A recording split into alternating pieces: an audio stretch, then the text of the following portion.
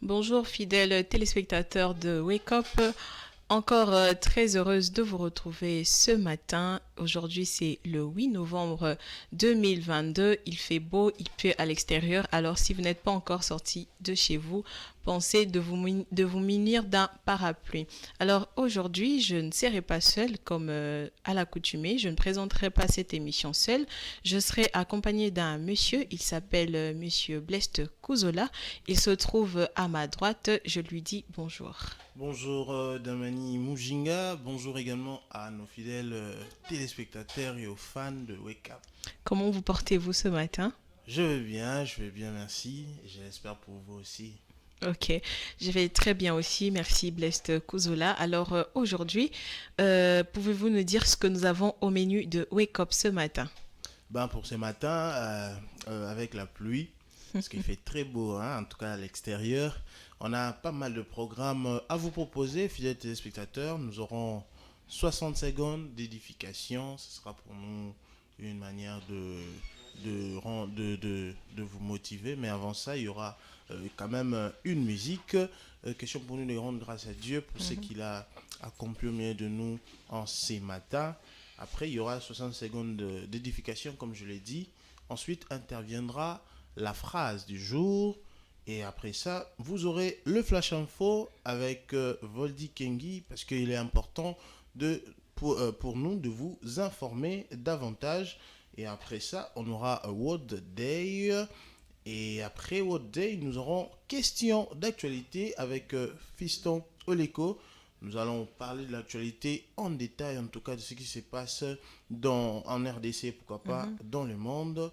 Et ensuite, nous aurons à annoncer notre thématique. D'ailleurs, je en profite pour lancer déjà la thématique à nos fidèles téléspectateurs. Pour aujourd'hui, nous parlerons sur le financement de la santé en RDC. Donc, quid du financement de la santé en République démocratique du Congo. Ensuite, interviendra la rubrique Géopolice BD. Et après, nous allons clore avec la rubrique santé. Voilà un peu en gros ce qui constitue le programme de ce matin. Voilà, merci Monsieur Blest Kouzola. Vous l'avez entendu, chers téléspectateurs, la thématique d'aujourd'hui va tourner sur quid du financement du secteur de la santé en RDC. Alors surtout, n'hésitez pas à interagir avec nous sur le numéro qui est affiché sur le bas de votre écran. Alors, vous pouvez donner vos avis par rapport à cette thématique. Et surtout, si vous connaissez quelqu'un qui soit né aujourd'hui, l'occasion est là pour, si vous voulez lui souhaiter, envoyer la photo de cette personne ainsi que son nom sur le numéro et vous verrez sa photo défiler lors de la rubrique des anniversaires. Alors, sans plus tarder, nous allons demander à la régie de nous balancer cette musique de la sœur Eunice Manyanga avant d'entrer dans le vif de notre émission.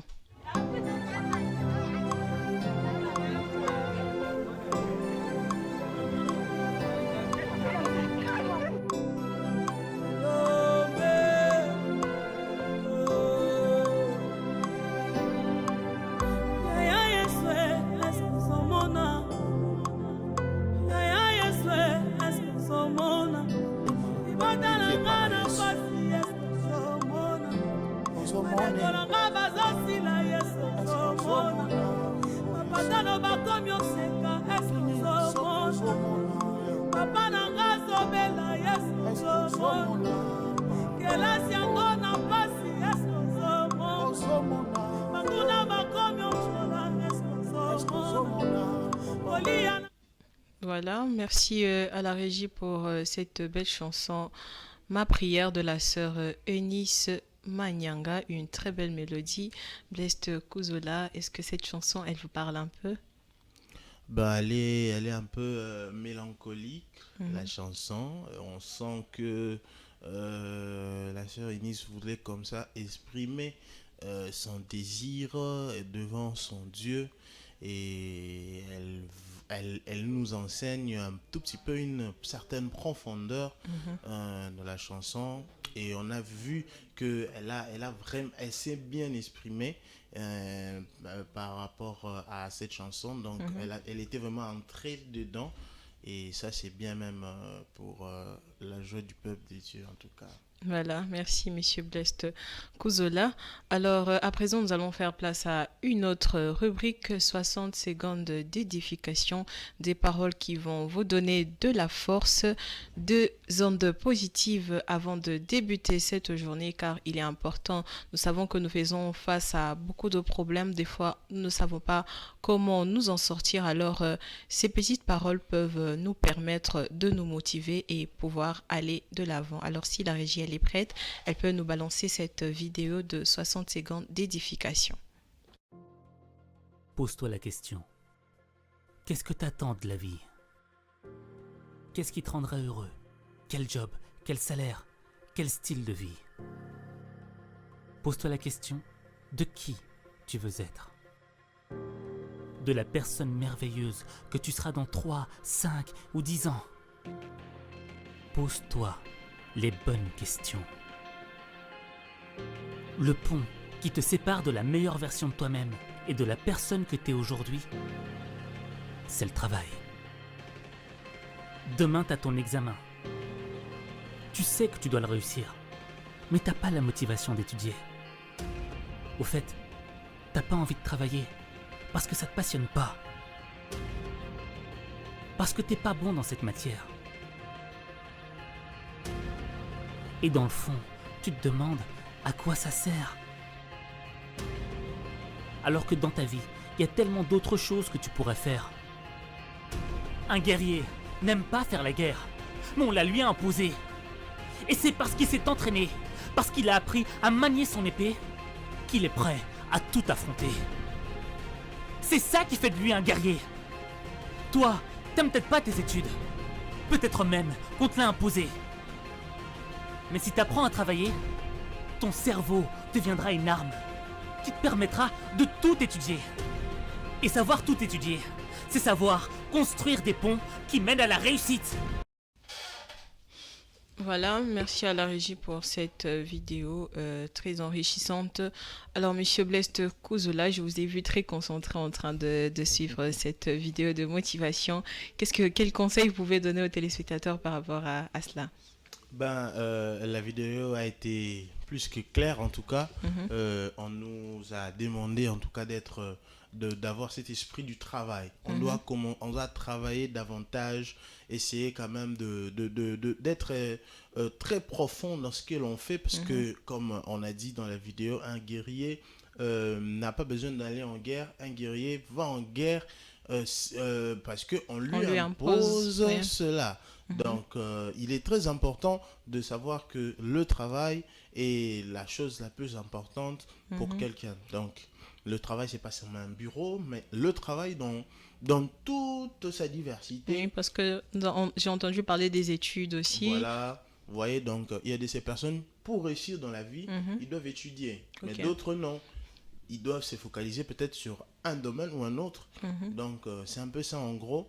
Il faut forcer parce que si l'on veut en tout cas préparer ce qu'on veut être dans 3-5 ans, il faudra le préparer maintenant et maintenant même. Voilà, merci Monsieur Blest Kouzola. Surtout, chers téléspectateurs, comme l'a dit mon confrère, apprenez à travailler. Bien que vous n'aimez pas la chose que vous faites, comme là j'ai entendu, il a parlé de, même si vous êtes à l'université, à l'école, il y a des leçons que vous n'aimez pas, vous faites quelque chose que vous n'aimez pas, mais donnez-vous car votre cerveau, lorsqu'il va s'habituer à ce rythme de travail, ce sera plus facile pour vous de vous en sortir. Voilà, c'était un peu ça le message de la vidéo de ce matin à l'Ajdir. Alors nous allons faire place à la phrase du jour. Si la régie elle est prête, elle peut le mettre sur nos écrans.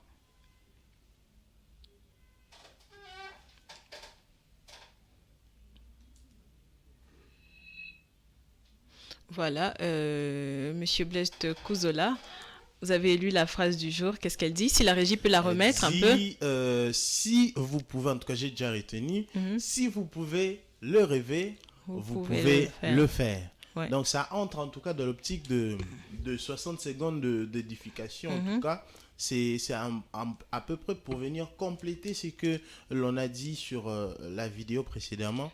Donc, il faut toujours rêver. Quand on rêve grand, on le fait. Quelqu'un qui ne rêve pas grand ne sait pas accomplir ce qu'il doit accomplir.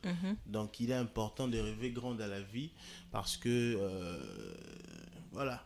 Voilà, et surtout, ne vous arrêtez pas seulement à rêver, Voilà, mais c'est passez à l'action. Rêver, c'est bien, mais lorsque vous ne passez pas à l'action, vos rêves ne servent à rien. ça. À rien Donc, du tout, en si tout cas. vous voulez devenir ce que vous rêvez, il faut travailler, il faut faire des efforts pour atteindre vos objectifs. N'est-ce pas, Monsieur Blaise de Kouzola?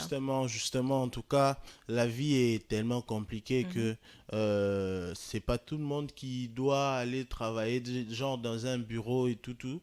Donc, d'autres personnes sont appelées à travailler ailleurs.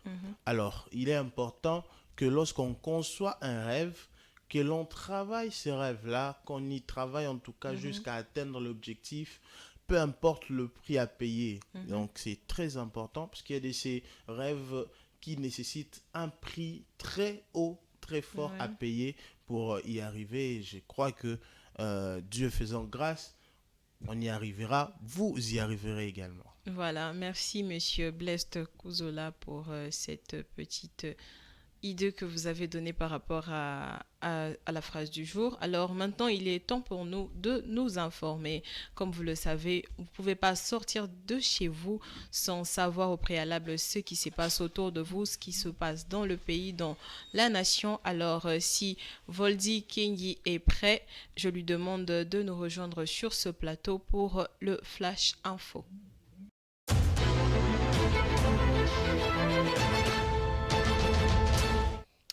Mesdames et messieurs, bonjour et bienvenue à ces Flash Info. Commencions par cette information. Le gouvernement congolais reconnaît avoir survolé malencontreusement l'espace aérien du Rwanda dans le cadre de vols de reconnaissance qu'effectuent les forces armées de la République démocratique du Congo.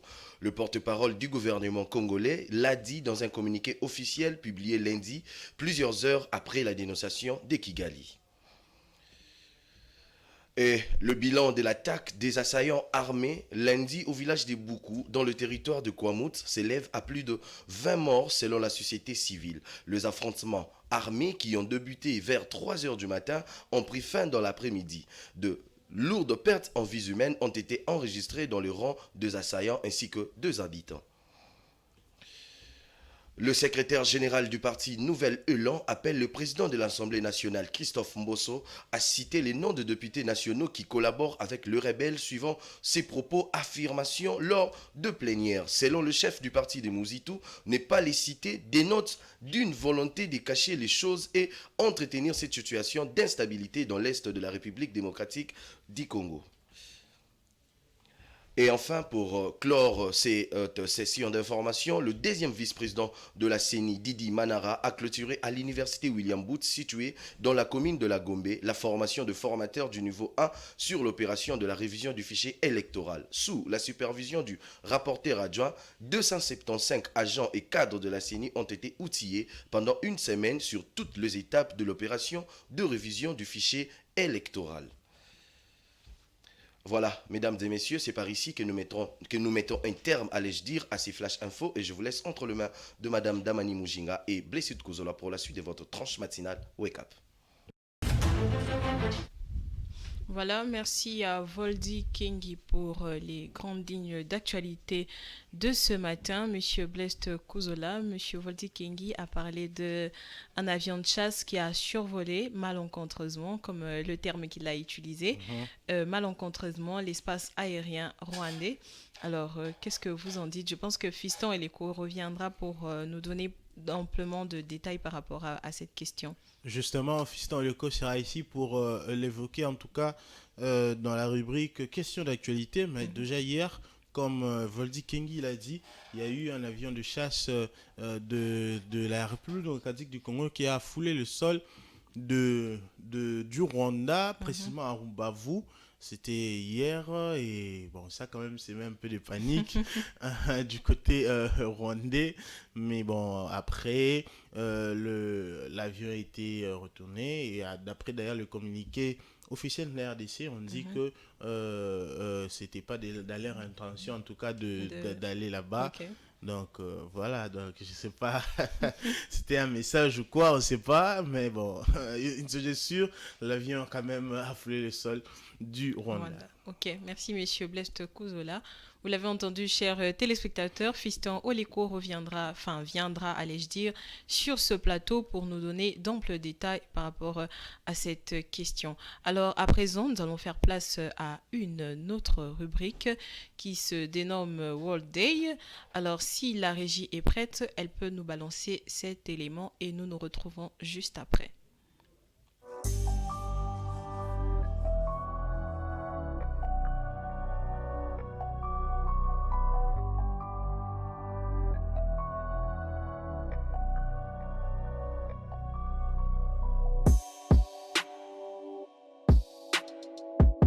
Cette image est la première radiographie médicale qui a marqué le début de l'histoire de l'imagerie.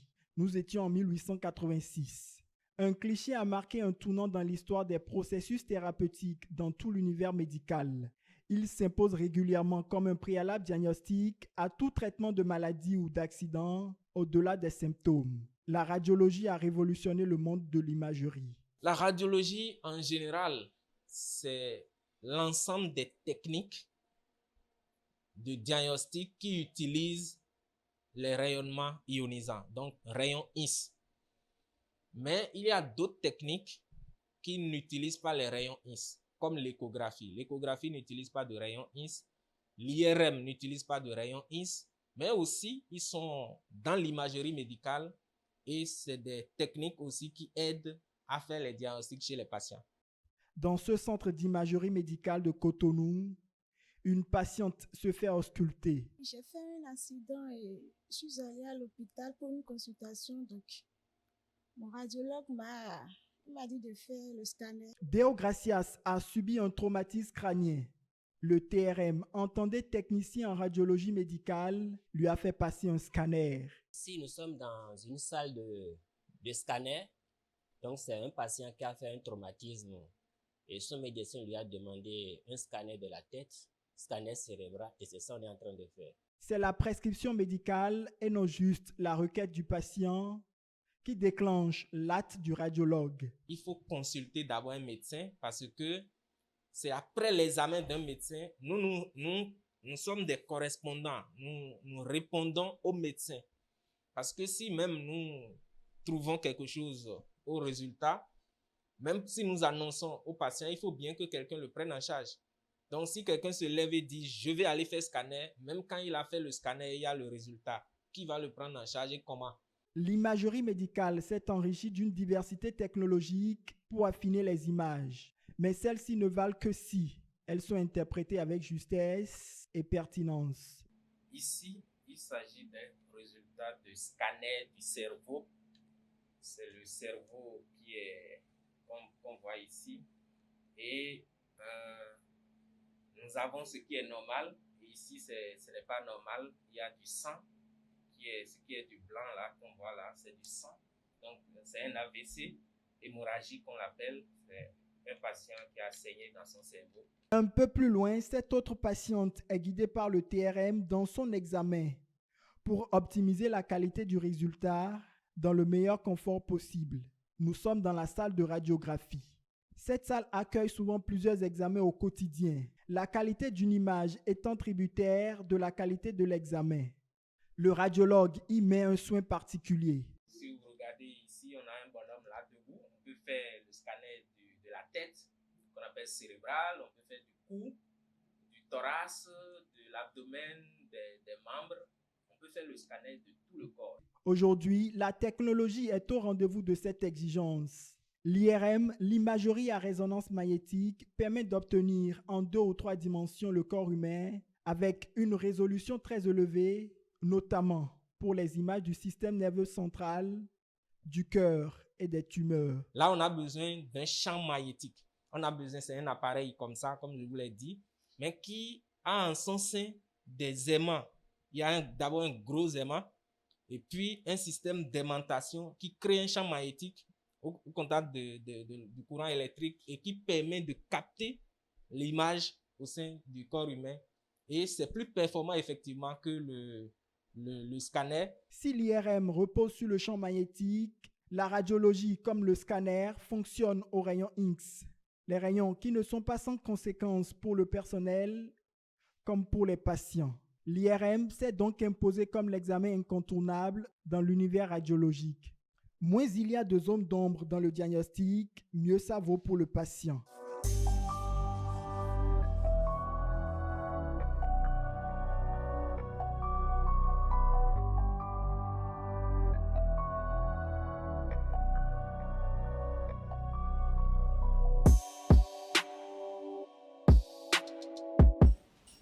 Voilà, merci à la régie pour cette vidéo. Cette vidéo, en fait, parlait de la journée mondiale de la radiologie. Si on a balancé cette vidéo, c'est justement parce que aujourd'hui, 8 novembre, c'est la journée internationale de la radiologie. Vous l'avez remarqué sur la vidéo, le docteur expliquait les différentes techniques et machines utilisées pour la radiologie. Alors, Monsieur Blaise Kouzola, vous ne pensez pas que c'est important de faire savoir aux téléspectateurs un peu en ce qui concerne le domaine de la radiologie? Oui, c'est très important, Damani Mujinga, parce que actuellement, on a quand même accès à ces choses et on voit que dans la radiologie, il y a maintenant beaucoup d'évolutions, surtout sur le plan technologique. Vous voyez, on fait maintenant plusieurs examens et ça permet comme ça à ce que l'on puisse comme ça comprendre la maladie, l'origine d'ailleurs principale de la maladie. Il y a ces examens qu'on fait qu'on appelle l'IRM qui veut dire imagerie par résonance magnétique. Ce sont des examens qui permettent d'obtenir de vues ou en 2 ou 3 dimensions de l'intérieur du corps de façon non invasive avec une résolution en contraste relativement élevée. Donc, il y a maintenant ces machines appropriées pour faire des examens. Même ici à Kinshasa, il y en a. Donc, vous pouvez avoir un choc au niveau de votre tête, par exemple. Alors, vous devez passer par la radio. Au lieu de faire directement l'opération, voilà, au lieu de faire l'opération.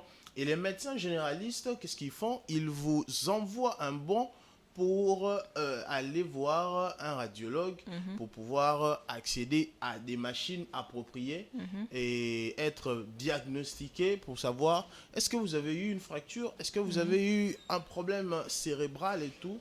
C'est grâce à ces examens-là que l'on sait vous soigner d'ailleurs. Parce que lorsqu'on a le bon résultat, on sait que telle personne souffre de ceci et de cela. On peut vous aider, on peut directement vous prendre en charge d'une manière médicale et vous pouvez guérir très facilement. Donc moi je pense que c'est très important pour nos fidèles téléspectateurs de connaître un peu le mode de fonctionnement de la radiologie. Oui. Voilà, merci Monsieur Blaise Kouzola, allais-je dire, pardon, excusez-moi d'avoir massacré votre nom. Voilà, nous allons accueillir maintenant Fiston Oleko sur ces plateaux pour les questions d'actualité.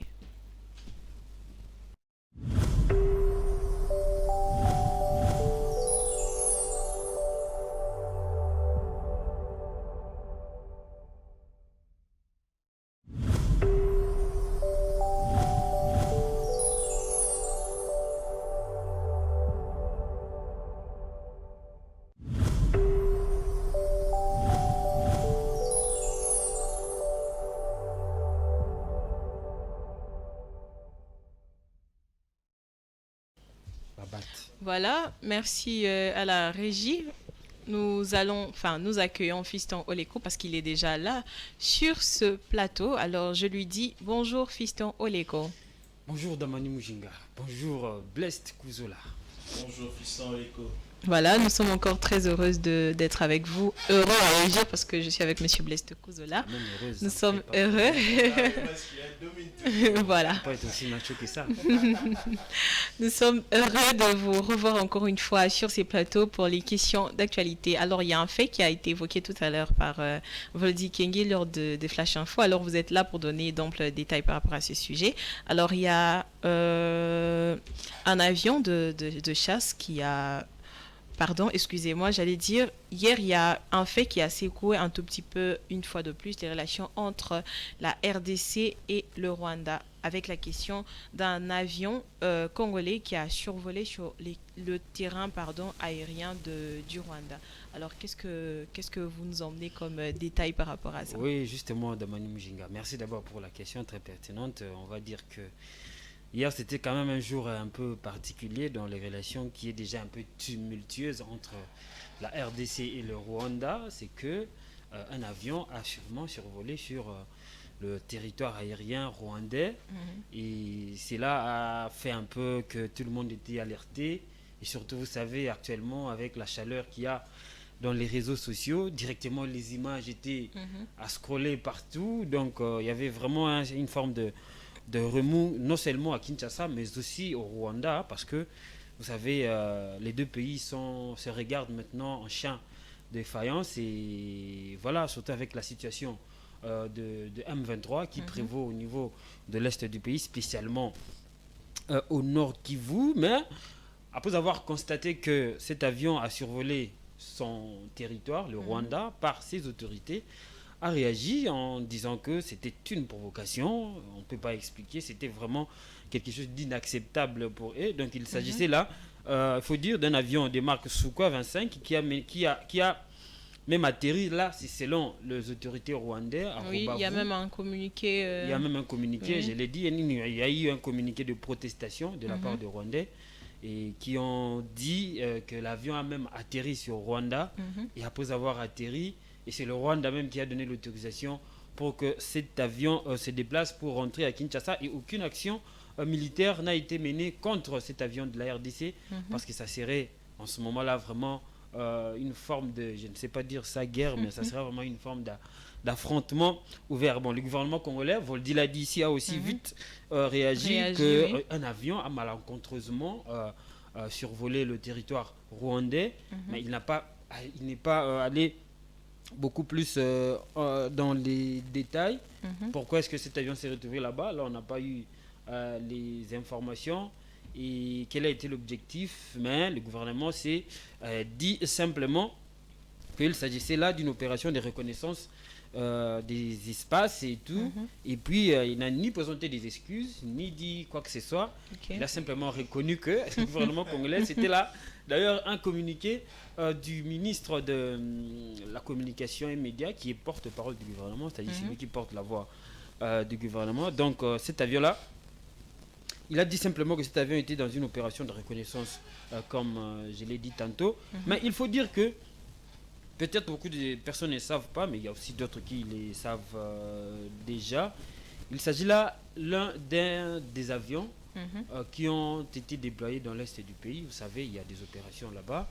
Et ces avions, il s'agit des avions, je peux lire d'ailleurs mon document, il s'agit des avions d'attaque au sol et des soutiens aériens rapprochés qui ont été déployés dans les terrains des opérations. D'ailleurs, l'un de ces avions-là, mais je ne sais pas dire si c'était vraiment l'avion qui s'est retrouvé au Rwanda ou c'est un autre avion, a déjà survolé certains territoires occupés par le M23 et dont les autorités congolaises et certains États reconnaissent que le gouvernement rwandais soutient. L'avion, je disais, était déjà sur Kiwanja, mais aussi Rutshuru au centre, les deux nouveaux territoires qui sont actuellement occupés en partie par les combattants du M23 après les affrontements qu'il y a eu dernièrement. C'est ce qu'on peut savoir jusque-là à ce qui concerne ces avions-là. Ce sont des avions acquis par la RDC qui sont déjà déployés sur les terrains et des opérations. Et l'un s'est retrouvé au Rwanda hier et l'autre était déjà sur les territoires-là occupés par le M23. Donc voilà, les Kiwanja et le Rutshuru centre. Voilà, merci Fiston Eleko, mais j'ai une question. Est-ce qu'on peut dire que l'armée congolaise l'a fait exprès ou soit c'est vraiment malencontreux comme ils l'ont dit, parce que nous savons déjà que nous traversons des moments de tension avec le Rwanda. Alors vous pensez vraiment que c'est pas quelque chose qui a été fait exprès? Bon, si je prends vraiment un tout petit peu une peau d'analyste ou d'observateur, là je peux dire que oui et non, c'était malencontreuse, mais en quelque sorte aussi non. Il y a ce qu'on appelle, pas seulement en armée, mais aussi dans les relations diplomatiques, la dissuasion. La dissuasion. C'est-à-dire faire voir à l'ennemi qu'il est aussi vulnérable, qu'il n'est pas exclu. C'est une petite provocation une petite provocation. Ça peut être aussi ça, parce que vous savez, nous avec le Rwanda, comme je l'ai dit tantôt, les relations sont un peu compliquées. Et ici au Congo, nous considérons que nous sommes agressés par le Rwanda via le M23, sous couvert de M23. Donc faire voir aussi que le Rwanda n'est pas inattaquable, c'était quand même quelque chose que beaucoup de gens ont salué sur les réseaux sociaux. Beaucoup de gens, voire même certaines personnalités qui sont connues, qui même leurs acquaintances sont connues politiquement, ont salué, parce que ça a vraiment bougé au niveau de Kigali. Ce n'est pas pour rien.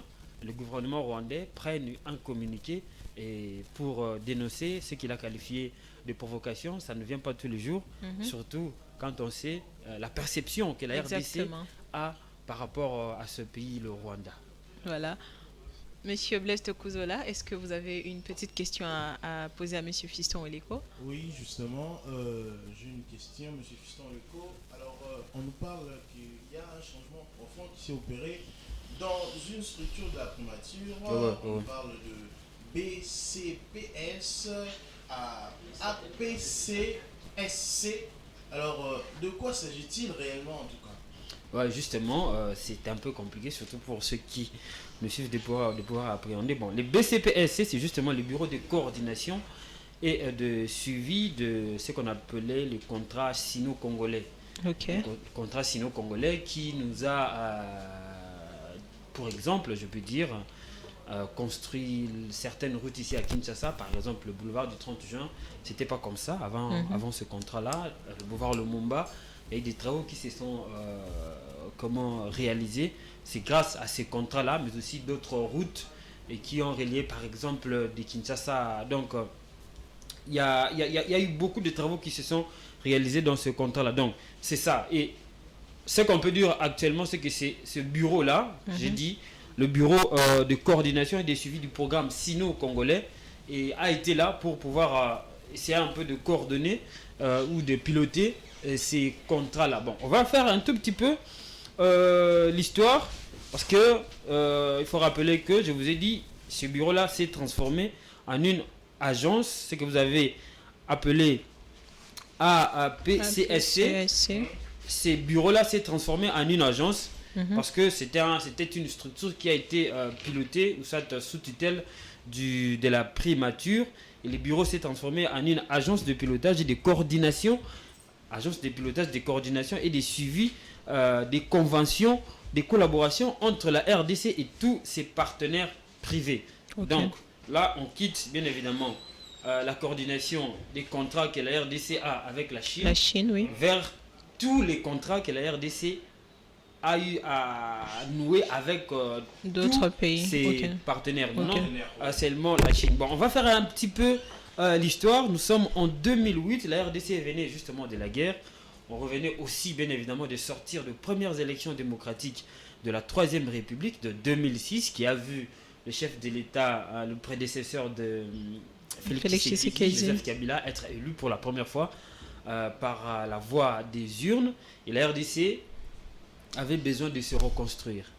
Se reconstruire avec un pays qui est post-conflit, c'est pas toujours évident, c'est pas toujours facile, surtout pour trouver des partenaires sérieux à mettre de l'argent. Donc, la RDC s'est tournée vers plusieurs partenaires, mais c'était la Chine qui a vite répondu avec...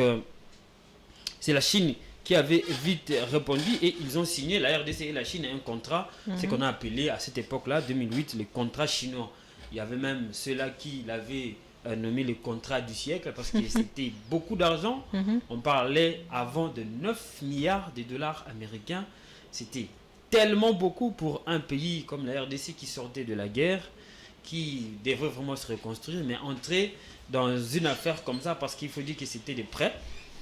9 milliards directement, c'était quand même lourd.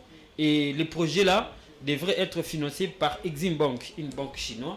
qui a été qui devait financer cela en collaboration avec un nombre important des entreprises chinoises. Le projet était d'abord de 9 milliards et on a réduit ça à 6 milliards de dollars américains par le FMI, et c'était justement réparti en 2 blocs. Les 3 milliards devraient s'occuper de financer les infrastructures et les 3 milliards restants devaient s'occuper de financer un projet minier qu'on appelle aujourd'hui Sicomine, et puis d'autres projets connexes. Donc ce bureau-là, qui s'est transformé aujourd'hui en une agence, s'est chargé justement de ces contrats-là, sino-congolais, qui était à hauteur de 6 milliards de dollars américains. Aujourd'hui, ce bureau est transformé en une agence. On va non seulement s'occuper du contrat chinois, mais aussi tout autre contrat qui lie la RDC et les partenaires et ses partenaires. Il y a déjà même un nouveau dirigeant de cette structure qui avant, avec le bureau, c'était Moïse Ekanga qui occupait les fonctions des responsables des BCPSC. Mais aujourd'hui, le Premier ministre a nommé par un arrêté une autre personnalité. Il s'agit de M. Yodi Shembo, qui a pris aussi ses fonctions officiellement hier du secrétaire général de la primature. Donc aujourd'hui, cette structure très importante parce qu'il a joué un rôle très déterminant en ce qui concerne la coordination de ce projet avec les Chinois. Et aujourd'hui, il va s'occuper d'autres. La structure va s'occuper d'autres partenaires. Il y a, par exemple, vous avez déjà entendu parler du port en eau profonde de Banana avec les Saoudiens. Il va s'occuper de ça. Il y a aussi d'autres contrats. Les conventions qu'on a, par exemple, nouées avec la Zambie, avec des routes. Nous avons noué des relations avec la Tanzanie, et voire même le Kenya, où beaucoup d'investisseurs se sont dirigés ici en novembre 2021 pour justement nouer des contrats. Donc, c'est tous les contrats maintenant qui seront gérés, soit pilotés ou coordonnés par cette structure que je viens de décrire ici, APCSC. Ok, est-ce que vous pouvez nous rappeler la signification de APCSC? Voilà, c'est l'agence de pilotage des coordinations, des pilotages, des coordinations et des suivis de conventions de collaboration entre la RDC et ses partenaires privés. Ok, mais alors vous pensez que vu qu'on a élargi un peu le cercle de... Voilà, là vous avez tout compris. Voilà, on a élargi les cercles de partenaires. Vous pensez que ça serait positif pour l'avancement de notre pays parce que on remarque qu'on enchaîne... Bon, il y a plusieurs réformes, mais est-ce que vous pensez vraiment que ça va aboutir à quelque chose de bien? Oui, ça va aboutir à quelque chose de bien parce que la RDC, c'est d'abord un pays ouvert au monde. La RDC n'a pas un pays chéri. La RDC, nous sommes un pays en quête de son développement. Nous sommes un pays en quête de son développement. Donc, tout partenariat qui viendra sera le bienvenu. Tout investissement qui viendra sera le bienvenu. Alors, avoir une structure de cette trempe qui ne gère que le contrat chinois, donc ce n'était pas vraiment cohérent avec notre politique. Donc, il a fallu quand même élargir et cette structure va s'occuper de tout ça. Voilà.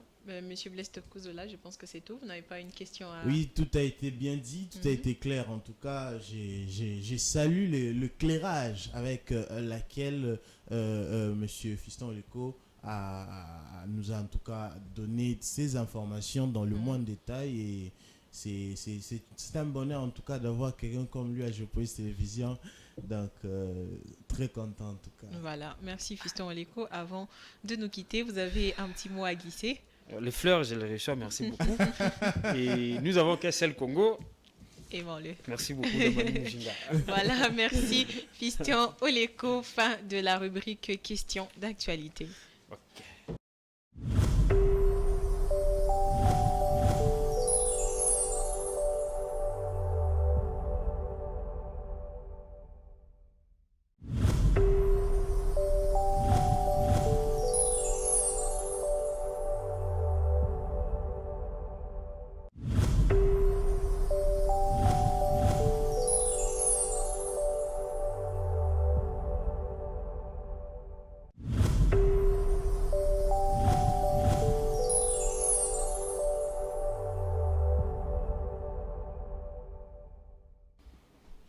Voilà, merci à Monsieur Fiston Oleko encore une fois d'être passé sur ce plateau.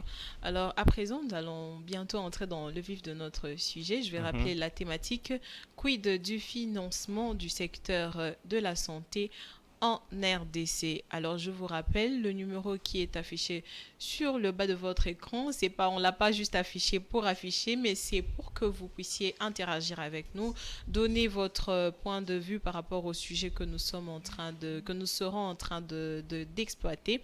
Alors avant d'y entrer, nous allons demander un peu à la régie de nous balancer une petite musique. On va nous détendre un peu parce que nous avons entendu beaucoup de choses, les questions d'actualité, les C'était informations. trop.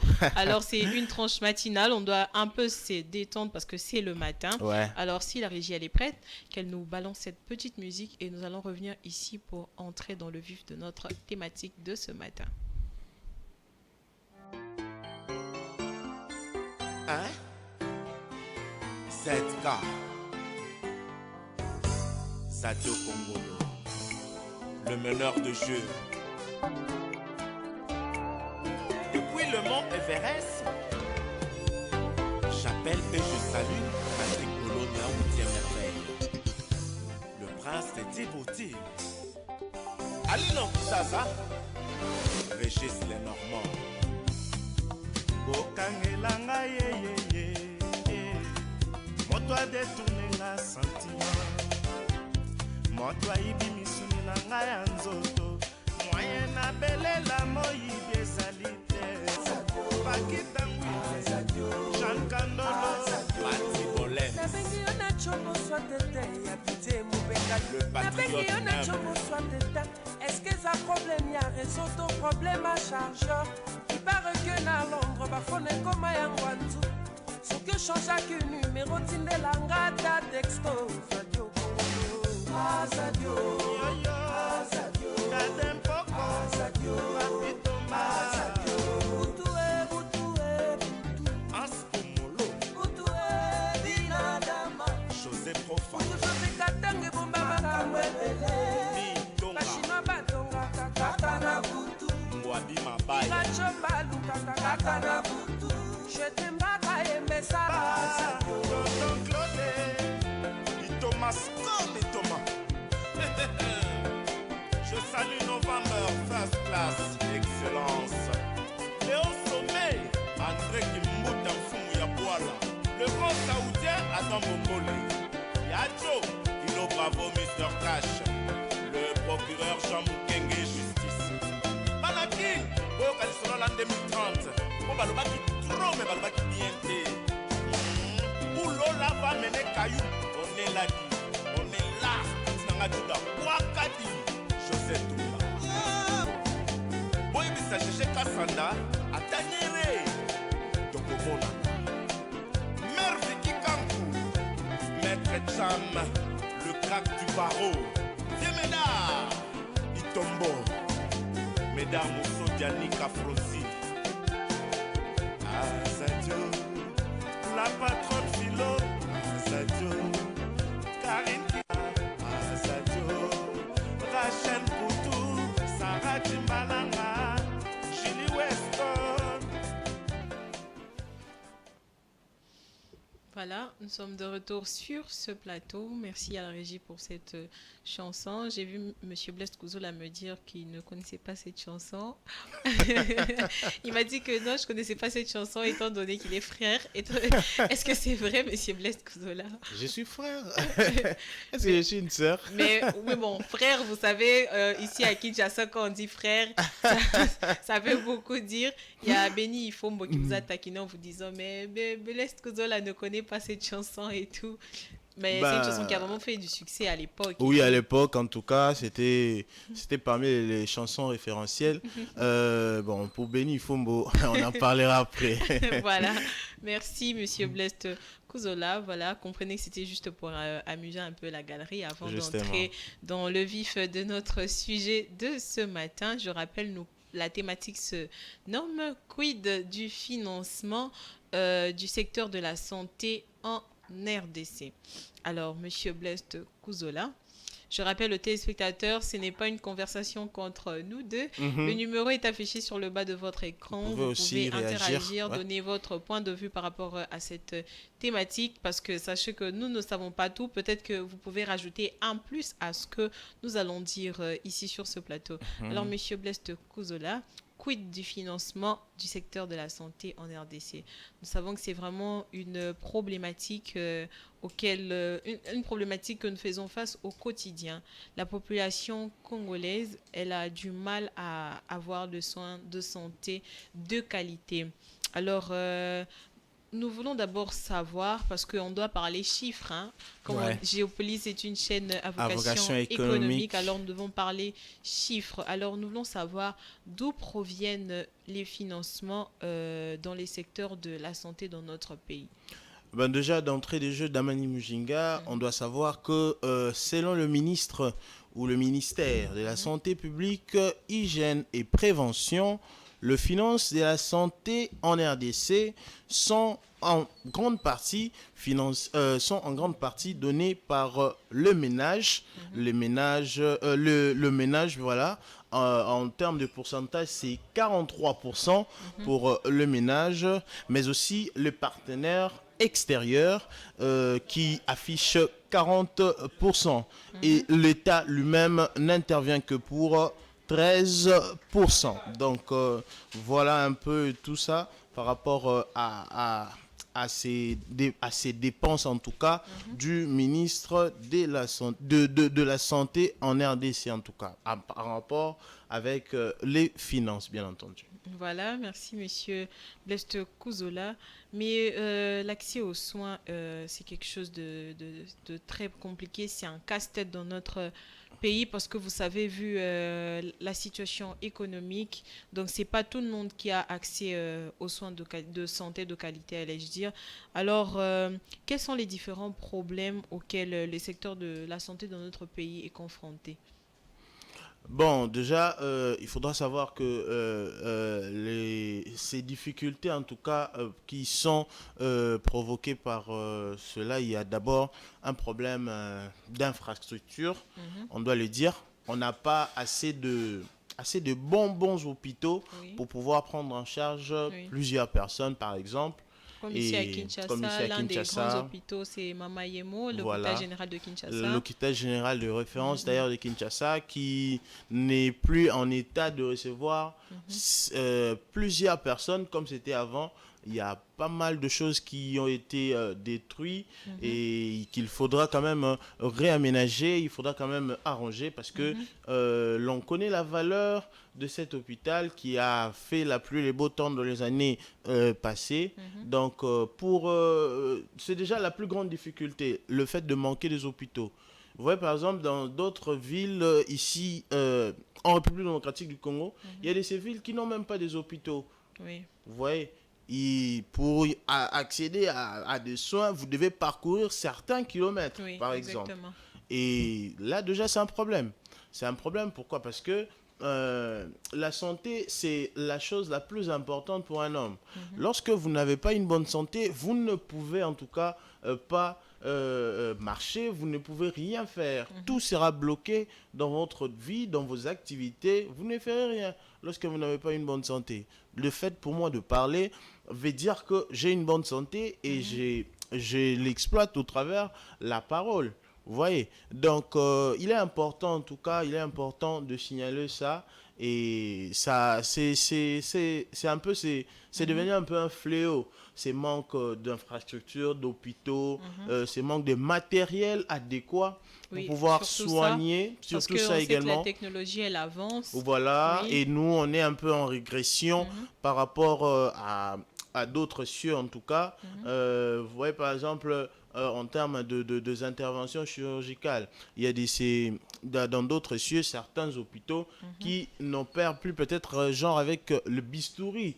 Vous voyez, donc c'est un peu ça. il y a de ces hôpitaux qui n'opèrent peut-être pas avec, n'opèrent plus peut-être avec le bistouri. C'est devenu avec, ils utilisent le laser, vous voyez. On n'a plus besoin de déchirer. Oui, on n'a plus besoin de déchirer comme dans un abattoir. Donc, c'est déjà une évolution. Une évolution particulière. Et déjà, ici, chez nous, nous sommes encore dans l'ancien temps. Il faudra aller dans un hôpital et puis on t'examine. Et puis après, voilà, tu dois passer dans le bloc opératoire et puis on te met le bistouri, comme je l'ai dit. Donc, ça, c'est déjà un retard. Vous voyez, nous sommes déjà un tout petit peu en retard. Alors, on doit vraiment avoir ces matériels adéquats parce que même dans les hôpitaux de l'État, c'est toujours difficile d'en avoir. Et aujourd'hui, certaines personnes commencent d'ailleurs même à préférer d'aller dans des hôpitaux privés où il y a des matériaux adéquats que dans un hôpital de l'État, par exemple. Pourquoi? Parce que ces hôpitaux-là ne disposent plus de moyens appropriés pour soigner certains cas.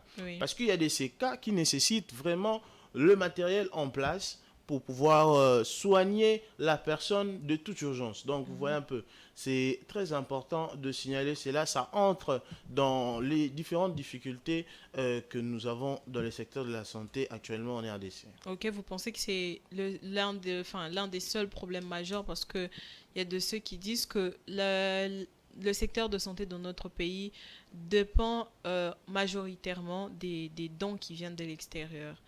Donc, nous, on n'a pas vraiment un budget qui est fort, qui pourra vraiment tenir les populations lorsqu'ils font face à des problèmes de santé. Qu'est-ce que vous en dites? Oui, c'est une vérité. En tout cas, il faudra le signaler. Nous recevons beaucoup en termes de dons pour le soin de santé, que ce soit ici à Kinshasa ou bien dans les provinces. Et c'est beaucoup plus dans les provinces qu'il y a quand même beaucoup de souffrance quant à ce, parce que il y a de ces endroits où les routes ne sont peut-être pas bonnes. Et les hôpitaux aussi n'y sont pas. Vous voyez, on donne un exemple, une femme qui doit quand même accoucher et doit parcourir des kilomètres alors qu'elle est déjà à terme. Vous voyez déjà les dangers que ça risque voilà, les dangers qu'elle court. C'est déjà un problème. Vous voyez, alors il est important, il est vraiment très important de nous mettre dans de bonnes conditions et prévoir un budget adéquat pour pouvoir pallier aux problèmes liés à la santé. On ne doit pas seulement se glorifier d'avoir ou de recevoir de dons venant de l'extérieur. De nous-mêmes, nous pouvons également faire quelque chose de fort et de grand pour pouvoir protéger également notre population, pour pouvoir le soigner nous-mêmes, tout en n'est pas toujours compté sur ça. C'est vrai que c'est bien, ça nous aide d'une certaine manière. Mais il ne faut pas être totalement dépendant. Voilà, totalement dépendant de dons. Donc, moi, je pense qu'il est important pour nous d'avoir, ne serait-ce qu'une part dans le budget de l'État, avoir une partie où on réserve, en tout cas pour la santé, parce que les gens sont en train de souffrir. Même ici à Kinshasa, il y a ces personnes qui vont à l'hôpital, mais qui ne savent pas comment sortir, parce que voilà, il n'y a pas de moyens. Et d'autres, ils ne savent pas comment aller dans un centre de santé se faire soigner. Donc, toutes ces choses-là, en tout cas, je pense que c'est important de les signaler. Voilà, merci Monsieur Blaise Kouzola. Alors, nous voulons savoir, en termes de financement, le secteur de santé dans notre pays souffre d'un déficit, il faut qu'on se le dise. Alors, que pouvez-vous dire par rapport à cela? Bon, déjà, les priorités qui ont été définies par le plan national de développement sanitaire pour entre 2019 et 2022, cette base donne un déficit de financement moyen de 1,8 milliard de dollars par an de 2019 à 2030. Le déficit de financement équivaut à 20% du budget et à 2,4 du produit intérieur brut, le PIB, sur cette période. Donc, vous sentez déjà que c'est fort, c'est fort, c'est fort.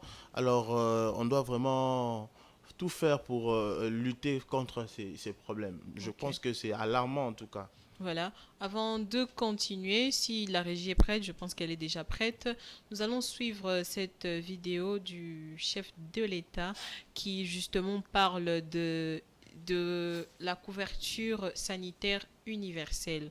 Alors, dans cette vidéo, il parle justement des objectifs et des stratégies mises en place par notre gouvernement, justement pour structurer ce secteur-là. Alors, la vidéo a été réalisée par le Conseil national de couverture de santé universelle. Alors, si la régie elle est prête, elle peut nous balancer cette vidéo et nous allons revenir ici juste après.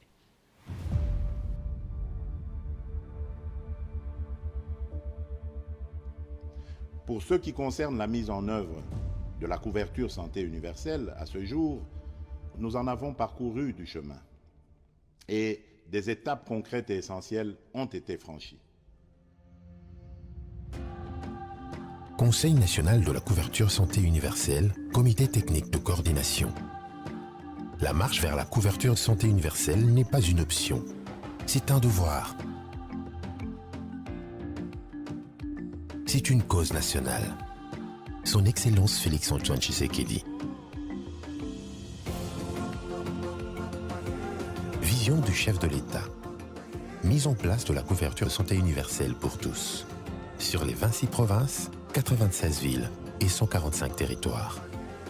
Conseil national de la couverture santé universelle, comité technique de coordination. Mission de la couverture santé universelle, offrir des soins et l'accès aux services de santé. La qualité des soins. L'équité dans l'accès des soins. La protection financière des ménages.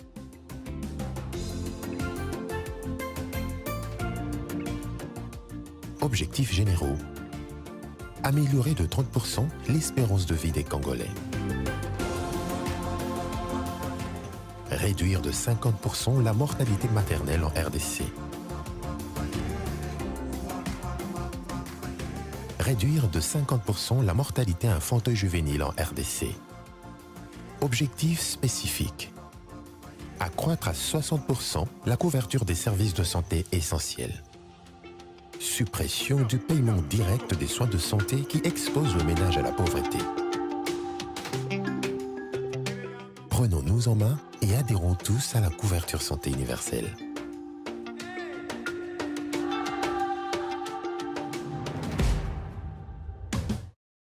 Voilà, merci pour cette vidéo, Monsieur Blaise Kozola. Nous l'avons suivi ensemble. Les objectifs du chef de l'État par rapport à la couverture sanitaire universelle. Alors, est-ce que vous pouvez un peu commenter cette vidéo? Oui, c'est une belle vidéo en tout cas, avec des mots appropriés du chef de l'État pour le président de la République qui a dit cela parce que ces programmes de santé universel entrent également dans le cadre du projet de 145 territoires, parce que le chef de l'État voudrait vraiment à ce que les gens puissent être en bonne santé, et il faudra mettre en place un programme qui leur permette comme ça de ne pas beaucoup dépenser pour avoir une bonne santé, par exemple. J'ai retenu une chose dans cette vidéo où on a dit que il faudra ne pas se précipiter de donner de l'argent alors que les ménages peuvent être exposés à la pauvreté. Ouais. Nous voyons dans certains hôpitaux, lorsque vous amenez quelqu'un, on vous dit « Papa Nengeza Awa, Mbongonan Liboso, Wasona Sima ». Vous voyez, imaginez que vous amenez quelqu'un qui est vraiment en train de mourir. Est-ce qu'on aura toujours besoin que l'on puisse demander de l'argent ou bien soigner d'abord la personne? Vous voyez? Exactement. Parce donc, vous préférez que la personne meure, voilà, mais pourvu que vous ayez votre argent, quoi. C'est ça le problème. C'est ça le problème dont nous souffrons ici, surtout à Kinshasa. Lorsque vous amenez quelqu'un dans un hôpital, on vous dit que non, voilà, vous devez d'abord payer la fiche et tout, alors que la personne est mourante. Et ça, c'est pas bien. Ça, c'est vraiment très, très mal. Il y a ces médecins qui disent que non, voilà, si vous voulez que cette histoire-là n'arrive pas, que le gouvernement puisse mettre en place de moyens pour pouvoir subvenir à nos besoins, par exemple. Vous voyez, des petits moyens et tout. Mais ce n'est pas une raison pour autant de faire en sorte que les gens puissent mourir parce que vous avez besoin d'argent. La santé prime avant tout. La santé est très importante, elle est prioritaire d'abord. Voilà pourquoi le chef de l'État essaie tant soit peu à pouvoir essayer d'inculquer cela même dans les têtes de médecins, dans les têtes des hôpitaux et tout. Et je crois que le gouvernement est aussi en train de travailler pour pouvoir construire de nouveaux hôpitaux, réhabiliter également certains hôpitaux de la RDC. Tout ça, c'est pour aider en tout cas aux citoyens de se faire soigner dans de bonnes conditions, à ne pas genre dépenser beaucoup d'argent pour pouvoir avoir par exemple un médicament pour la fièvre par exemple, ou bien avoir de premiers soins lorsque vous avez la fièvre, je parle par exemple d'une piqûre et tout. Donc il est important, c'est une belle vidéo et je salue en tout cas ces gestes du président de la République. Voilà, et même pour, j'allais ajouter, même pour notre économie, c'est important parce que une population en bonne santé qui bénéficie des soins depuis l'enfance, des soins de qualité surtout, Oui. c'est le gage d'économie plus forte et plus prête à une reprise durable. Voilà. Donc parce que là, j'ai vu, il y a parmi les objectifs, il y avait réduire le taux de mortalité de 30%. Ah voilà, ça aussi c'est important. De 30%, réduire de 50% la mortalité maternelle et des enfants. Voilà. Donc c'est vraiment des problèmes. Déjà Damani Mujinga, en parlant de la mortalité des enfants, dès leur sortie du ventre de leur maman, ça aussi c'est un problème à relever et on le vit en tout cas très souvent ces derniers temps en République démocratique du Congo. Il y a la prise en charge de femmes qui viennent d'accoucher dans d'autres provinces, on ne le fait pas, vous voyez. Et dernièrement, je crois que c'était au Kivu, si je ne me trompe pas, il y a une dame qui a accouché d'un quintuplet, si je ne me trompe pas. C'était un quintuplet, du coup, imaginez une dame accoucher d'un quintuplet. C'est déjà de l'énergie sortie. Déjà un seul enfant. Déjà un seul enfant, c'est costaud. Là, maintenant, c'était 5. Donc, c'était encore plus costaud davantage. Et on n'a pas su prendre en charge directement ces enfants-là. Et malheureusement, les enfants sont morts.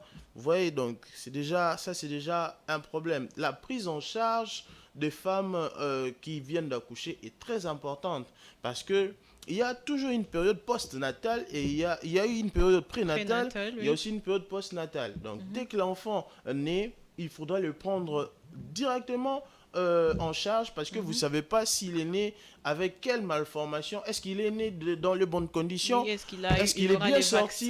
Est-ce qu'il aura le vaccin? Oui. Patati, patata. Donc, tout ça, ça compte dans la prise en charge de l'enfant. Et moi, je pense qu'on doit vraiment beaucoup y travailler parce que de ces côtés-là, il y a un peu de négligence, je dois dire. Voilà. Oui.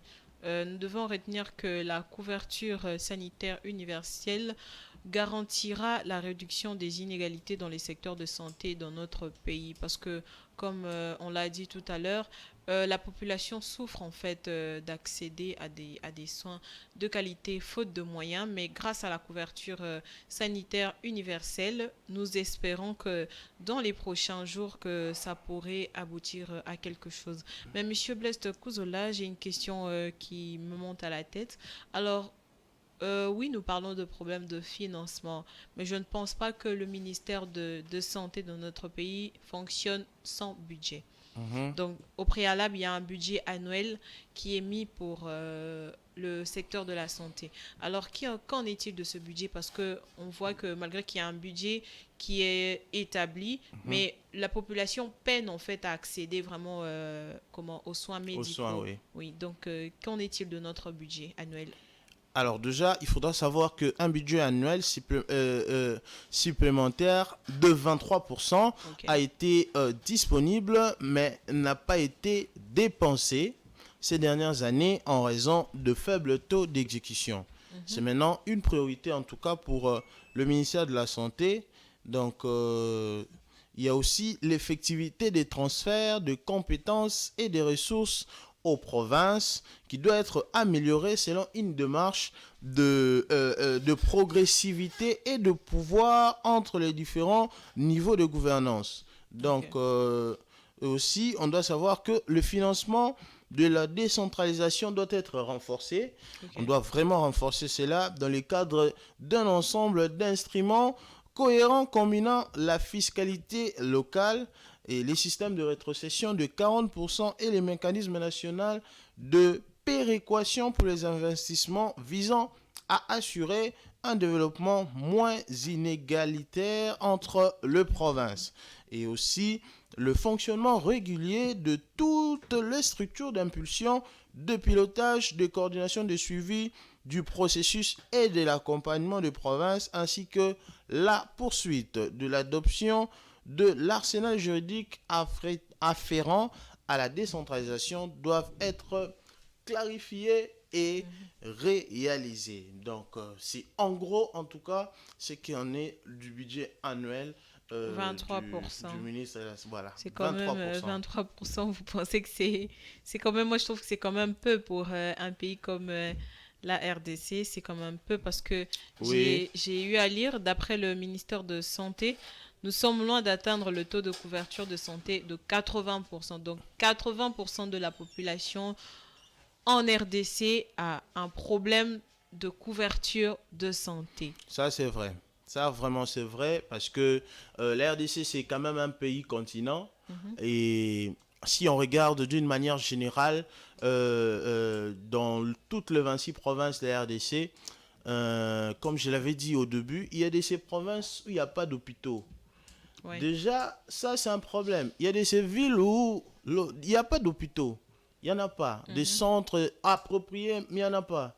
Il peut y avoir seulement un endroit où voilà, quelqu'un de bonne volonté peut créer quelque chose et puis il dit bon, je vais aider la population d'ici pour pouvoir se faire soigner.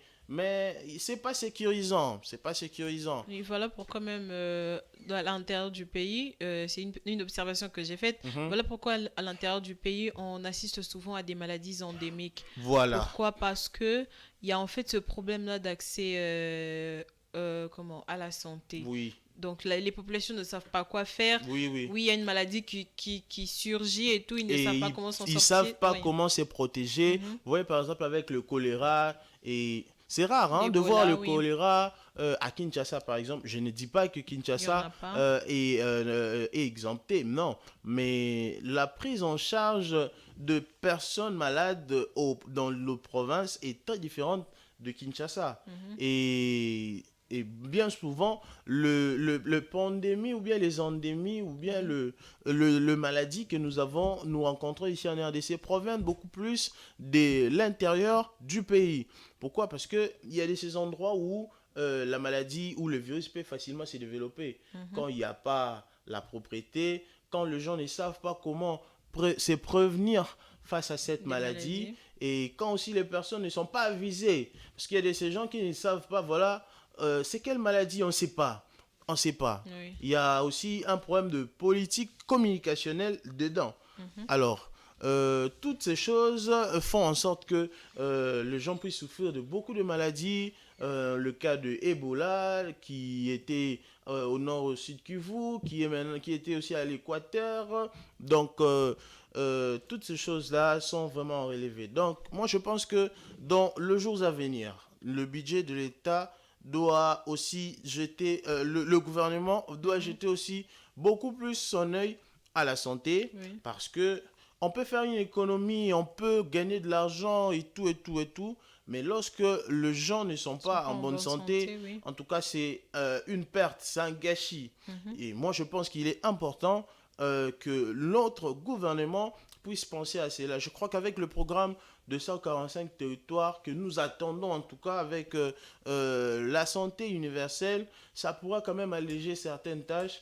Et je crois qu'il est grand temps pour nous de pouvoir nous protéger d'abord nous-mêmes, parce que comme vous le savez, si quelqu'un n'a pas une bonne santé, il ne peut rien faire.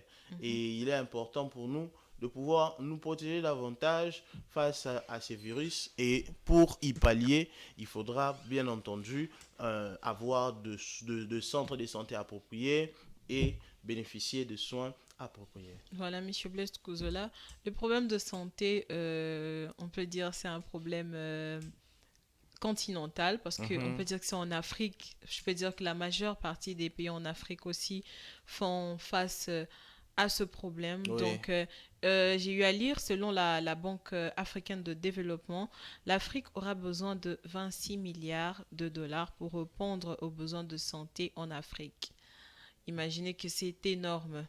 Donc, avant la COVID, avant que nous puissions faire face à la COVID, les maladies coûtaient 630 millions d'années de vie active en Afrique, ce qui représente un coût économique de plus de 2,4 billions de dollars internationaux. Donc, wow, c'est trop, hein? Comme costaud. nous l'avions dit, une population qui n'est pas en bonne santé, c'est un peu comme si vous sacrifiez un peu l'économie du pays. Donc cet argent qui pouvait servir à faire autre chose, mais vu qu'il y a maintenant des problèmes de santé qui s'enchaînent, un problème qui n'a pas été déjà réglé à la source, donc tout ce budget, tout cet argent coûte en fait à l'économie du pays. Voilà, donc c'est ça en tout cas.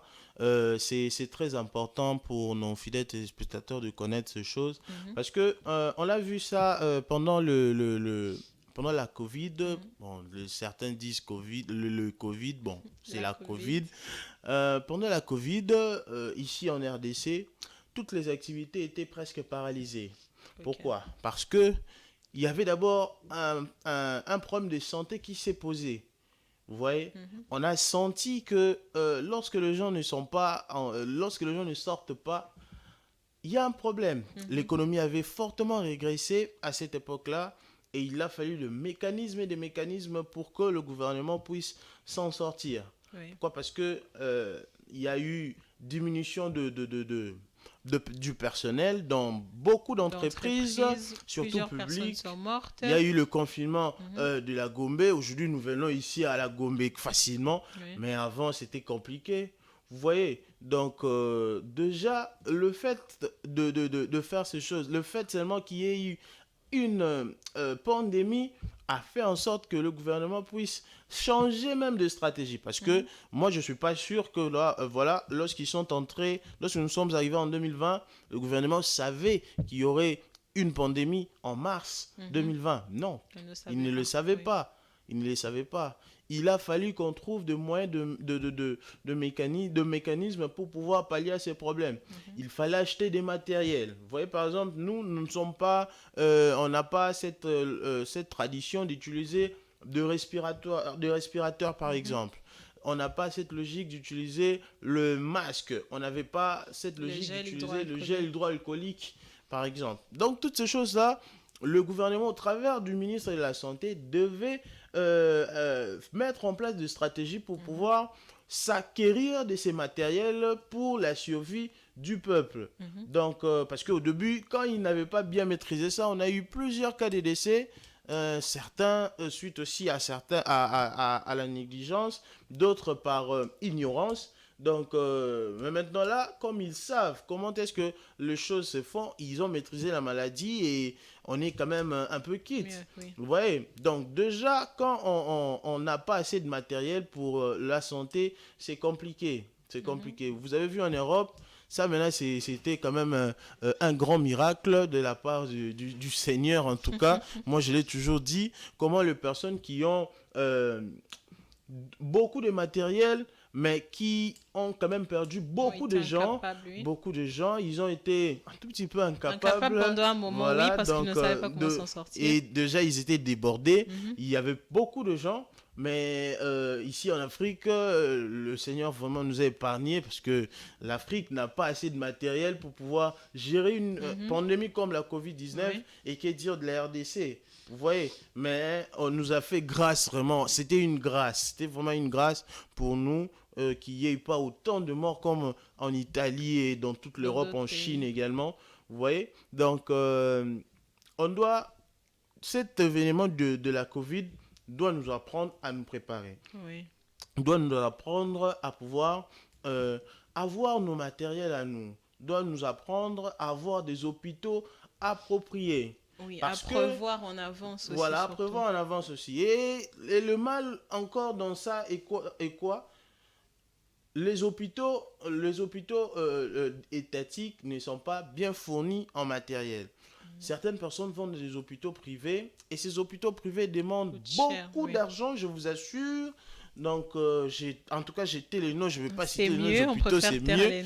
Donc, c'est trop, trop. Et les gens commencent à se fatiguer. Ils disent, mais comment c'est comme ça? Pourquoi? Parce que les personnes censées sauver la vie des citoyens qui n'ont pas assez de moyens pour aller à l'hôpital ne les font pas. Ils n'ont pas de matériel. Vous voyez, ils n'en ont pas en tout cas. On doit le dire, ils n'en ont pas. Et le gouvernement doit se battre pour mettre en place à leur disposition des matériels importants et construire même des hôpitaux de référence dans plusieurs secteurs parce que plus on a des hôpitaux, plus les personnes iront se faire soigner et plus on n'aura plus à avoir ce problème de mortalité précoce élevée, parce qu'il y a de ces morts qui ne sont pas normales, je dirais ça, à cause seulement d'une simple négligence liée à la santé. Donc moi je pense que Dlamini Mujinga, il est grand temps pour la République démocratique du Congo de s'acquérir ses propres hôpitaux. Voilà, Monsieur Blaise Kozola, nous sommes en train de chuter, mais avant de finir, alors quel message vous lancez au gouvernement congolais parce qu'ils ont une part de responsabilité dans tout ça, parce que la population, elle est incapable en fait de pouvoir résoudre ce problème. C'est eux qui sont habilités à pallier pallier ce problème. Alors, quel message vous lancez aux autorités congolaises?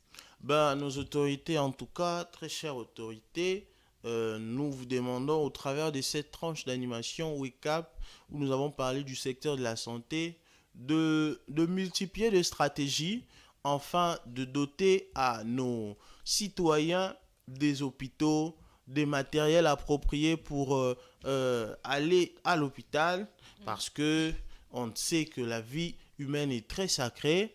Alors, lorsque les gens ne sont pas bien soignés, l'économie aussi régresse, ça sera à notre désavantage. Alors, il faudra vraiment faire de notre mieux ou de votre possible de pouvoir changer un peu ces choses-là, mettre tout le monde dans de bonnes conditions et aider comme ça à ce que les personnes soient en bonne santé. Parce que quand on est en bonne santé, on ira travailler, on ira faire tout pour le bien-être de la nation. Donc je pense qu'il est important de régler ces problèmes de la santé parce que nous en avons vraiment besoin. Oui, M. Blaise Kozola, mais vous ne pensez pas qu'il ne faudrait pas seulement s'arrêter à mettre des stratégies en place parce que on assiste dans notre pays à un problème d'exécution. Voilà.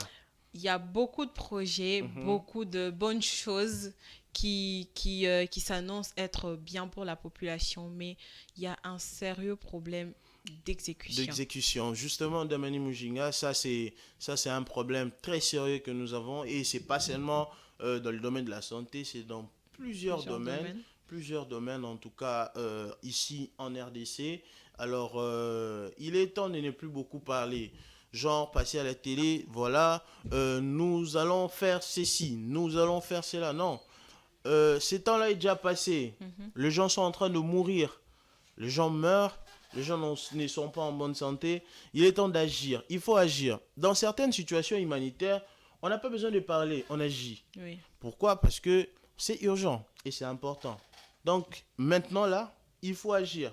On doit agir de toute urgence pour pouvoir pallier à ces problèmes. Sinon, on aura plusieurs cas de mortalité et la RDC risquerait dans les jours à venir de devenir le pays où il y a le plus haut taux de mortalité au monde. Donc ça va pas être, ça sera quand même catastrophique. Et économiquement, le dégringolage continuera et ça sera pas bien. Voilà, merci Monsieur Blaise Kozola. Je rappelle la thématique de ce matin, quid du financement du secteur de la santé en RDC. J'étais avec Monsieur Blaise Kozola qui a lancé un appel aux autorités. Ne vous limitez pas seulement à mettre des stratégies en place, mais la population attend à voir l'exécution de tous ces projets parce qu'entre-temps, les gens meurent, la population ne sait pas comment s'en sortir. Alors, il est important que la population de la RDC ait accès à des soins de qualité car il est important d'être en bonne santé. Alors, je pense que nous allons mettre fin avec cette thématique. Mais avant de continuer, nous allons un tout petit peu nous détendre parce que nous avons longtemps parlé. Oui, nous avons justement, beaucoup parlé, on a beaucoup parlé. beaucoup On peut parlé. se détendre un tout petit peu, ça va faire du bien. Voilà, merci Monsieur Blaise Kouzola. Je demande à la régie de nous balancer cette musique et on se retrouve juste après.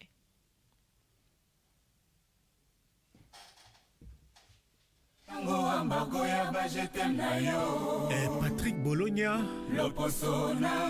couleur d'origine, huitième merveille. epesimisa mawapi nzole tangi sokozongi te na samwe namemi ekolozwe nayebi tina te bolingo ekomi mabe loba nayeba soki eza contraire envoûtement euti wapi tokende pa bapaster badélivre yo bebi la grande mwana ya Cameroun miso ezanga mbongo me esalaka effort ya kofuta nyongo apongi yo me pourkui ya yo motema eza na makoki ya kolinga ngai ezopimanga bolingo na sambwe Floribert Loboto yeleo les sultani de Massimanimba. Voilà, merci à la régie pour cette chanson de Nathalie Makoma et Papa Wemba. Monsieur Blaise Kouzola, au moins celle-ci, j'espère que vous la connaissez. J'espère que vous la connaissez. Oui, je connais. Vous êtes sûr? Je connais, bien sûr. Mais pourquoi vous... Ok, je préfère pas entrer dans les détails. Merci à la régie pour cette chanson. 6 millions, il n'y a pas de souci, de Papa Wemba. Je connais même le titre, 6 millions. Vous connaissez le titre? Ok, d'accord. Ok, merci. Voilà, nous allons faire place à la rubrique des anniversaires. Si la régie est prête, elle peut nous la balancer. Oh, n'oublie pas de dire merci à Jésus qui t'a laissé vivre jusqu'à ce jour. Une année de plus, pas fait ta caca. Aujourd'hui c'est ton jour, nous nous sommes des idées de te faire le bonheur que tu mérites. Tu vaux tellement pour nous que le monde est sauront le dire avec exactitude.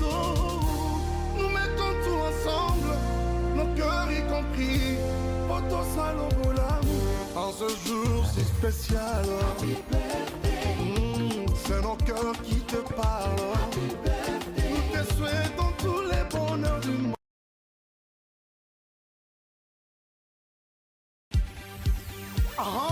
N'oublie pas de dire merci à Jésus qui t'a laissé vivre jusqu'à ce jour. Une année de plus, pas fait ta caca. Aujourd'hui c'est ton jour, nous nous sommes des idées de te faire le bonheur que tu mérites.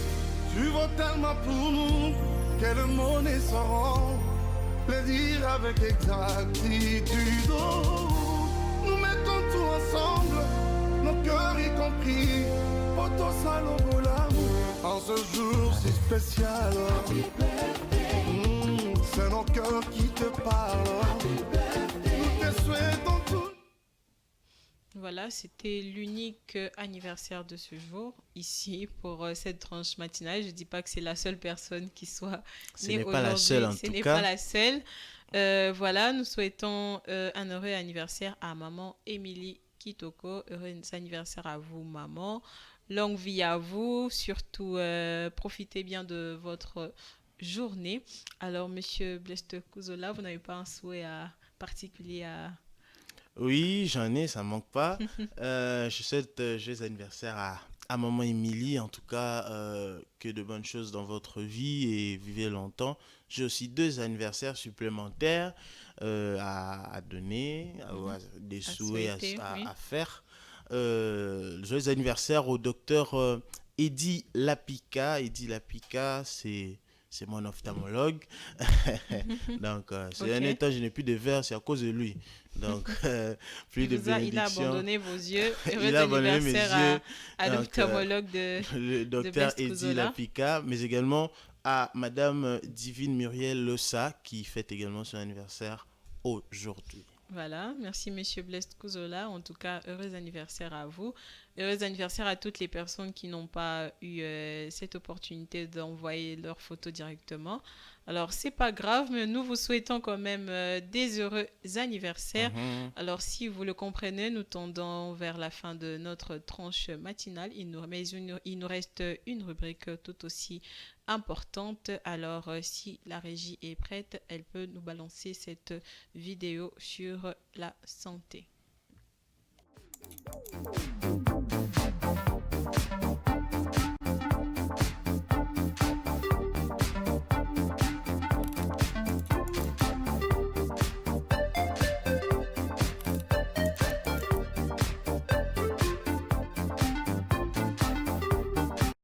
Les 15 vertus essentielles de la banane. La banane est un fruit très bon pour la santé. Ce fruit est l'un des aliments les plus nutritifs, mais pas seulement. La banane, en effet, a de nombreuses vertus médicinales. Elle est aussi utilisée comme remède naturel. La banane contient 3 sucres naturels qui sont le sucrose, le fructose et le glucose. Elle est également riche en protéines, en fibres, en phosphore, en fer et en vitamines et minéraux. Énergétique et très riche en eau. De façon générale, la banane est importante pour le bon fonctionnement de l'organisme.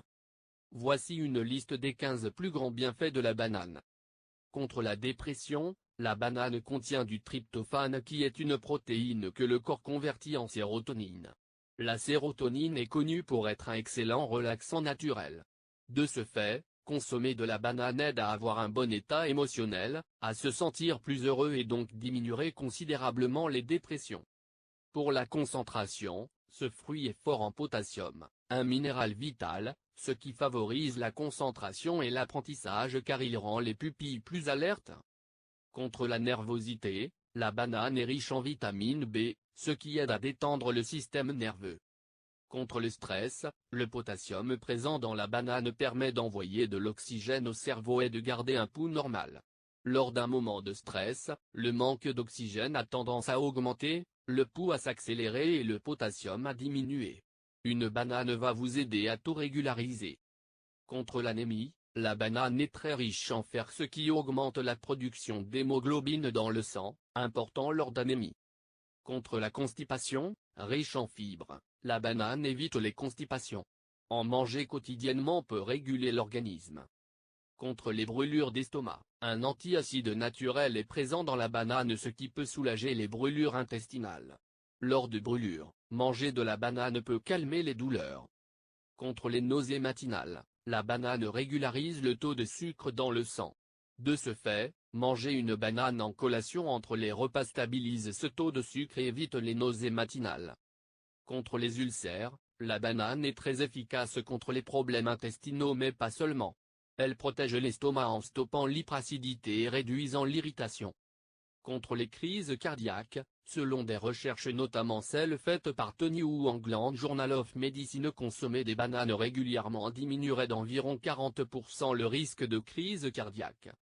Pour le contrôle de la température, dans différentes cultures la banane est vue comme un fruit rafraîchissant. En Thaïlande, par exemple, la banane permettrait de baisser la température physique et émotionnelle des femmes enceintes. De ce fait, les femmes enceintes thaïlandaises mangent des bananes afin que leur bébé naisse avec une basse température. Contre la gueule de bois, la soirée sentit des troubles et vous êtes mal le lendemain, voici un remède pour retrouver la forme. Faites une bouillie à la banane et au miel. La banane va calmer l'estomac et le miel, lui, va augmenter le taux de sucre dans le sang. Stop à la cigarette, vous voulez arrêter de fumer mais rien n'y fait. La banane peut vous aider. Elle est riche en vitamine B, notamment B6. Cette vitamine combinée au potassium et magnésium de la banane, aide le corps à moins ressentir la sensation de manque de nicotine. Pour les piqûres, contre les piqûres d'insectes, la peau de banane peut vous soulager.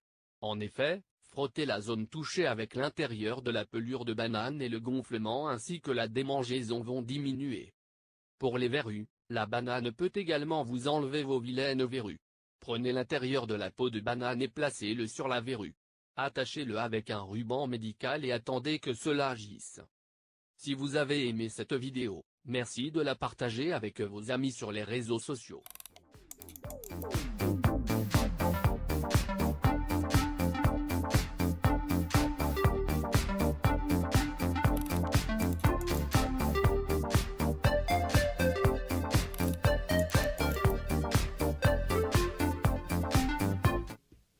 Voilà, c'était là les bienfaits de la banane. C'est peut-être un fruit que vous consommiez au quotidien, mais vous ne connaissiez pas les bienfaits. Alors là, cette vidéo était là pour vous donner les bienfaits de la banane. Alors, vous l'avez compris, nous touchons vers la fin de cette émission. Mais avant de nous quitter, nous vous proposons cette petite musique et nous allons nous retrouver juste après pour nous dire au revoir.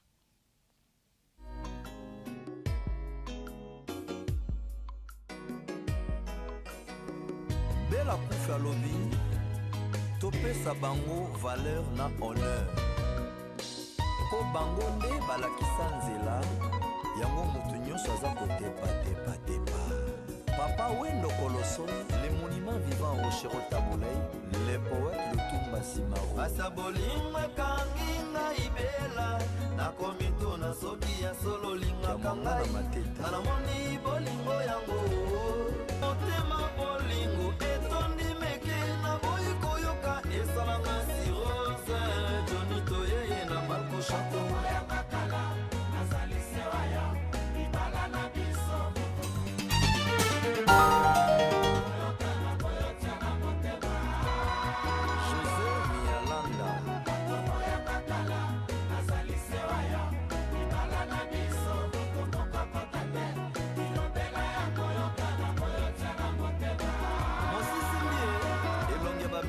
Voilà, merci pour cette chanson de Werason.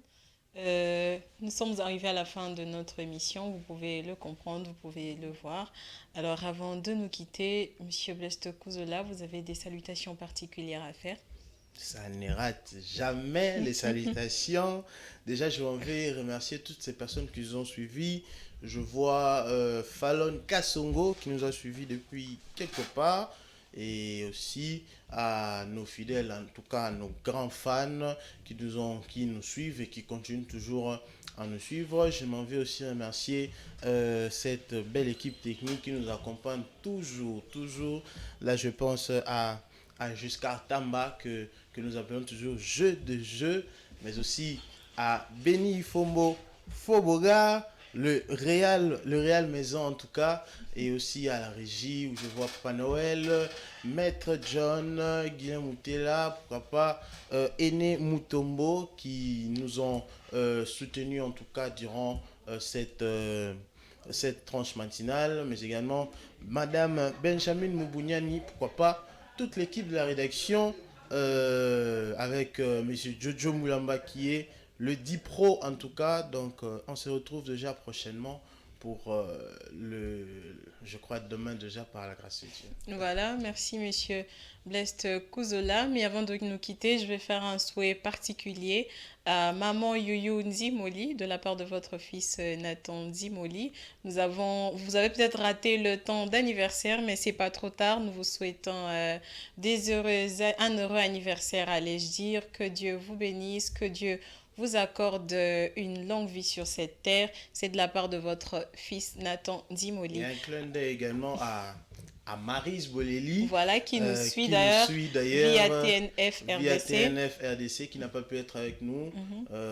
J'espère que vous allez revenir très bientôt. Voilà, merci à vous fidèles téléspectateurs d'être restés branchés sur Géopolis Télé. C'est toujours un plaisir d'être à votre service. Alors je remercie toute l'équipe technique de Géopolis Télé. Je remercie toutes les personnes qui ont fait en sorte que cette émission puisse avoir lieu. Merci à vous. Merci à Monsieur Jojo Moulamba d'avoir coordonné afin que cette émission puisse bien se passer. Merci à vous, fidèles téléspectateurs. Nous vous donnons rendez-vous demain. Ce sera Enoch Issei qui sera à la présentation. Il y aura encore de nombreuses surprises demain. Alors, nous vous disons au revoir.